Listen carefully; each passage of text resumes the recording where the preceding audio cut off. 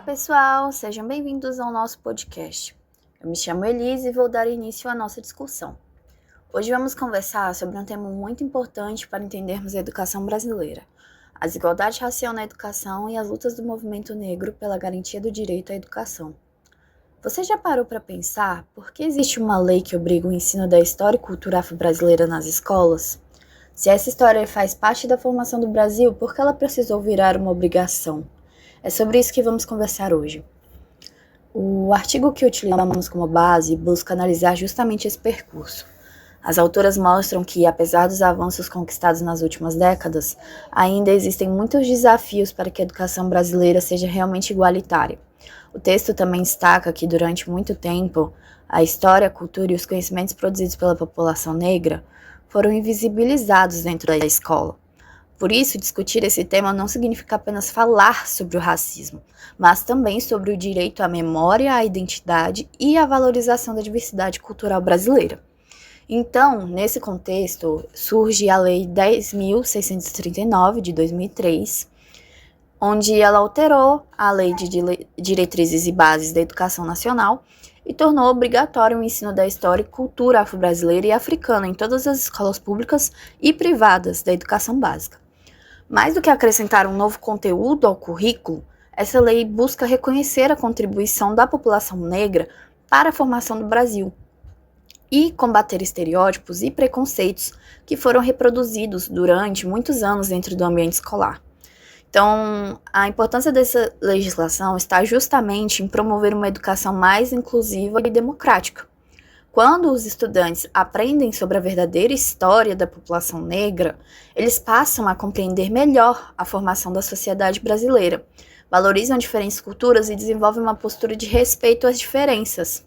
Além disso, a escola passa a desempenhar um papel importante no enfrentamento do racismo, contribuindo para a formação de cidadãos mais conscientes e críticos. Porém, apesar desses avanços, o artigo mostra que a desigualdade racial ela continua presente na educação brasileira. Os dados apresentados revelam que os estudantes negros enfrentam maiores dificuldades, tanto para acessar quanto para permanecer na escola. Historicamente, apresentam maiores índices de repetência, evasão escolar e analfabetismo quando comparados aos estudantes brancos. Essa diferença também aparece no ensino médio e se torna mais evidente no ensino superior, onde a presença de estudantes negros sempre foi muito menor. Dentro do texto, as autoras citam que, em 2001, a própria UNB reconheceu estatisticamente a desigualdade racial entre os estudantes, onde dos 26 mil estudantes, apenas 2% eram negros, e foi a primeira universidade federal brasileira a instituir o sistema de cotas para estudantes negros em junho de 2004, após 5 anos de debates. E essas desigualdades produzem consequências que vão além da escola. Elas limitam o acesso ao mercado de trabalho, reduzem oportunidades de ascensão social e reforçam ciclos históricos de exclusão. Além disso, quando a história e a cultura de um povo não são valorizadas, isso também afeta a construção da identidade, da autoestima e do sentimento de pertencimento dos estudantes negros. Diante dessa realidade, o movimento negro passou a reivindicar mudanças importantes na educação brasileira. Desde o início do século XX, diferentes organizações lutaram pelo direito à educação e pela valorização da população negra. Um exemplo foi a Frente Negra Brasileira, considerada uma das primeiras grandes organizações do movimento negro após a abolição da escravidão. Ela estendia a educação como uma ferramenta fundamental para combater o racismo e promover melhores oportunidades para a população negra. Com o passar das décadas, essas reivindicações cresceram e passaram a incluir propostas de ações afirmativas, como políticas de cotas nas universidades e outras medidas para reduzir as desigualdades raciais, como foi citado anteriormente no caso da UNB. Todas essas mobilizações contribuíram diretamente para a criação da Lei nº 10.639, que representa uma conquista histórica do movimento negro e um importante passo na construção de uma educação mais justa e representativa. Depois de compreendermos esse contexto histórico e as principais lutas que levaram à criação dessa lei, vamos aprofundar esse debate nos próximos blocos, onde a Rafaela e a Leiliane falarão melhor para a gente entender os desafios para sua implementação e seus impactos na educação brasileira, assim como a questão do epistemicídio. Como vimos, a criação da Lei 10.639/3 foi resultado de uma longa trajetória de lutas do movimento negro em busca de reconhecimento e igualdade na educação.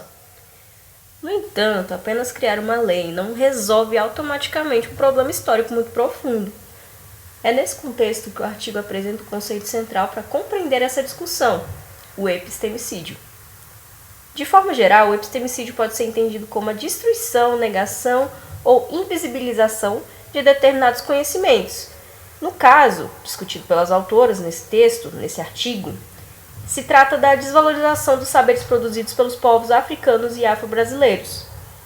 Durante muito tempo, os conhecimentos de origem europeia foram apresentados como universais e superiores, enquanto outras formas de produzir conhecimento foram ignoradas ou consideradas menos importantes. Assim, não ocorre apenas a exclusão de pessoas negras dos espaços educacionais, mas também o apagamento das contribuições intelectuais, científicas, filosóficas e culturais desses grupos. As consequências desse processo são profundas e uma delas é a invisibilização da produção intelectual negra. Muitos estudantes passam toda a sua trajetória escolar sem conhecer pensadores, cientistas, escritores e lideranças negras que contribuíram para a construção da sociedade. Além disso, ocorre aquilo que o artigo chama de branqueamento dos currículos. Isso significa que os conteúdos ensinados nas escolas são, em grande parte, organizados a partir de referências europeias, deixando em segundo plano outras perspectivas culturais e históricas. Esse apagamento também afeta diretamente a construção da identidade de estudantes negros, quando não se veem representados nos conteúdos escolares, mas podem desenvolver sentimentos de inferioridade, exclusão ou não pertencimento. Esse artigo também vai destacando ali que o currículo escolar não é neutro. Ele reflete aquelas escolhas sobre as quais os conhecimentos são valorizados e são deixados de lado. Por isso, existe uma relação direta entre conhecimento, identidade e poder. Quando apenas uma visão de mundo é apresentada como legítima, outras formas de conhecimento e acaba sendo silenciadas, Como, por exemplo, o conhecimento da cultura afro-brasileira. As autoras afirmam que a educação brasileira ainda é fortemente marcada por uma perspectiva eurocêntrica. Dessa forma, defendem a construção de uma educação pluriversal, ou seja, uma educação capaz de reconhecer e valorizar diferentes culturas, histórias e formas de produzir conhecimento. Somente assim será possível superar o epistemicídio e construir uma escola mais democrática, inclusiva e representativa da diversidade presente na sociedade brasileira. Apesar da importância da Lei 10.639/3, para enfrentar esse processo de apagamento dos saberes negros, sua implementação ainda encontra diversos desafios nas escolas brasileiras. E é sobre essas dificuldades, avanços e perspectivas que a próxima parte da apresentação irá se tratar. Bom, chegando ao final do nosso podcast, vamos falar sobre um aspecto muito importante. Eu me chamo Leiliane e vou falar sobre os desafios, os avanços e as perspectivas para a implementação da Lei nº 10.639, de 2003. Embora essa lei tenha sido criada em 2003 e torne obrigatório o ensino da história e da cultura afro-brasileira e africana em todas as escolas, o artigo mostra que sua implementação ainda acontece de forma lenta e enfrenta diversos obstáculos. Isso significa que, mesmo existindo uma legislação específica, sua aplicação no cotidiano escolar ainda está longe do ideal. O primeiro grande desafio apontado pelos autores é a formação dos professores. Muitas vezes, os educadores conhecem a existência da lei, sabem que ela é obrigatória, mas não tiveram, durante a sua graduação, contato com conteúdos relacionados à história da África, à cultura afro-brasileira ou às relações étnico-raciais. Dessa forma, acabam não se sentindo preparados para abordar esses temas em sala de aula. Além disso, o artigo destaca que trabalhar essas questões não significa apenas acrescentar um novo conteúdo à disciplina de História. A proposta da lei é muito mais ampla.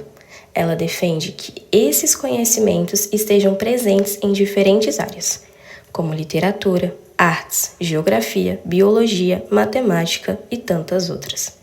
Para isso acontecer, é necessário investimento em formação continuada e recursos pedagógicos de qualidade. Outro obstáculo importante é justamente a escassez de materiais adequados. Mesmo quando existem livros, filmes ou outros recursos didáticos, muitas vezes eles não são utilizados de maneira crítica, ou acabam ficando restritos a atividades pontuais. Os autores lembram que disponibilizar materiais não é suficiente. É preciso que os professores conheçam esses recursos e saibam como incorporá-los ao planejamento das aulas de forma significativa. O artigo também chama atenção para as resistências institucionais e sociais.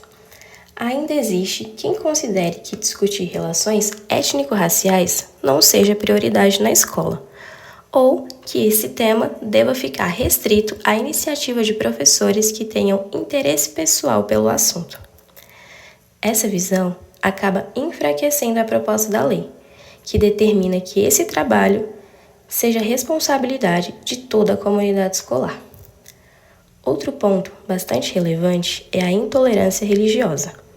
Os autores explicam que muitas escolas enfrentam resistência por parte de famílias e até de profissionais da educação por acreditarem, de forma equivocada, que ensinar sobre culturas africanas significa incentivar religiões de matriz africana. Na realidade, o objetivo da lei é promover conhecimento, combater preconceitos e valorizar a diversidade cultural que faz parte da formação da sociedade brasileira. Apesar dessas dificuldades, o artigo também apresenta caminhos que podem fortalecer a implementação da Lei nº 10.639. Um deles é a parceria entre escolas, universidades, núcleos de estudo afro-brasileiros, organizações não governamentais e movimentos sociais. Essas instituições possuem experiência, pesquisa e materiais, que ajudam tanto na formação dos professores quanto na elaboração de projetos pedagógicos mais consistentes. Outro fator facilitador é a formação continuada dos educadores. Quando os professores têm oportunidade de estudar, participar de cursos e trocar experiências, tornam-se mais seguros para desenvolver atividades que valorizam a diversidade e promovam uma educação antirracista. Além disso, o artigo destaca a importância de projetos pedagógicos voltados às relações étnico-raciais. No entanto, autores alertam que essas ações não podem acontecer apenas em datas comemorativas, como o Dia da Consciência Negra. A valorização da cultura afro-brasileira deve fazer parte do cotidiano escolar e estar, sim, presente durante todo o ano letivo. Quando discutimos as controvérsias, o artigo apresenta uma relação muito importante sobre os projetos políticos pedagógicos, os chamados PPPs. Em teoria, eles deveriam orientar toda a organização da escola e garantir que a lei fosse colocada em prática. Porém, na realidade, muitas vezes esses documentos mencionam a diversidade apenas de forma superficial ou acabam não se transformando em ações concretas dentro de sala de aula. Outro aspecto destacado pelos autores é a pouca participação do poder público na fiscalização da lei. Eles afirmam que, sem acompanhamento e cobrança dos órgãos responsáveis, muitas escolas deixam de cumprir a legislação ou realizam apenas ações isoladas, sem continuidade. Por isso, é necessário que existam políticas públicas permanentes que garantam recursos, formação e acompanhamento na implementação da lei. Por fim, nós chegamos à principal reflexão apresentada pelos autores. Eles defendem que implementar a lei vai muito além de cumprir uma obrigação legal. O verdadeiro objetivo é combater o epistemicídio, que é o apagamento e a desvalorização dos conhecimentos produzidos pelos povos africanos e afro-brasileiros ao longo da história. Durante muito tempo, apenas uma visão de mundo foi considerada legítima dentro da escola, enquanto outras formas de conhecimento foram invisibilizadas. Valorizar diferentes saberes significa ampliar nossa compreensão de realidade e construir uma educação mais democrática, plural e inclusiva. Assim, nós podemos concluir que a Lei nº 10.639, de 2003, representa um importante instrumento de transformação social. No entanto, Para que ela produza os efeitos esperados, é preciso investimento na formação dos professores. É preciso fortalecimento das políticas públicas, fiscalização do seu cumprimento e o compromisso de toda a comunidade escolar. Somente quando reconhecermos e valorizarmos a diversidade de histórias, culturas e conhecimentos presentes na sociedade brasileira, será possível construir uma educação verdadeiramente democrática, antirracista e capaz de formar cidadãos mais conscientes, críticos e respeitosos com as diferenças. Enfim, com essa reflexão, encerramos nosso podcast. Esperamos que esta conversa tenha contribuído para mostrar que a implementação da Lei nº 10.639 não é apenas uma exigência da legislação, mas um compromisso com a equidade, com o reconhecimento da diversidade e com a construção de uma educação mais justa para todos. Muito obrigada pela atenção. Até a próxima!